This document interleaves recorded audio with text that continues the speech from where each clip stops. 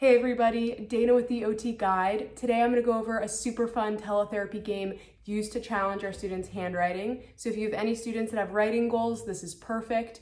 It's based loosely off of the Fishbowl game that I like to play with my friends, so I think it's pretty fun. What we need for materials, so you and your student will both need a blank piece of paper and a pencil. And basically what we're going to do is we are going to write down several words. We're going to scramble them together, and then we're going to show them to our student without looking. So we don't know which word we're showing to our student, and our student is going to write them down, or they're going to write down descriptive words about that word, and then we guess what it is. Okay, so let me show you kind of what this looks like to make it a little bit more clear.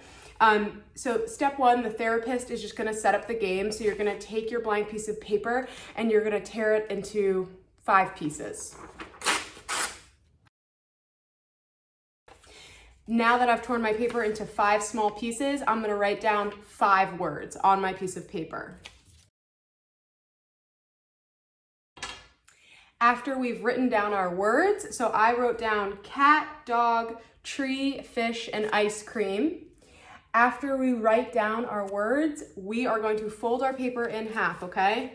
And this is all just setting up the game. Our student is waiting on the other side of the screen for us to begin playing.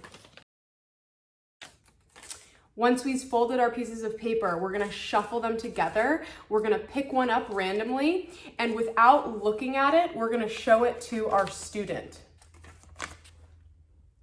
So for this word, what they would do is they would basically, if they're new writers, they would pick one word that describes this word.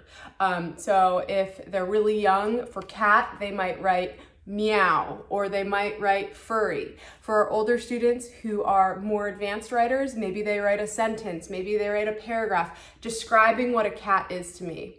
Once they finish their writing, I'm gonna read it, and based off what they write, I have to guess what they're referring to. So if one of my students wrote fuzzy and I guess cat, that would be correct. If one of my students wrote fuzzy and likes to purr and snuggle and I guess cat, that would be correct.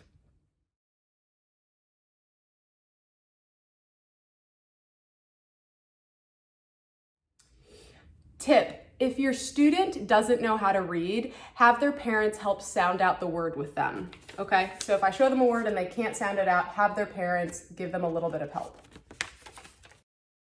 So after your students have written the word, I've guessed it, the next step is to prompt your student to self-correct their work. So if they're writing sentences or a paragraph, you want to ask them questions such as, do you have nice big spacing between your words? And you have your student go through with their finger and check their work. Are your tall letters tall? Are your small letters short? Are your hanging letters hanging? Are your letters sitting on the baseline? Questions like that. Research shows that when our students self-correct their work and when our students practice writing over and over again, that's really how they make the biggest improvements. So anyway, after we've shown our student our word, our student writes about it, we guess what they wrote about, and they self-correct their work, then you go on to the next word. And you see if you can guess all of the words that they are describing in their writing.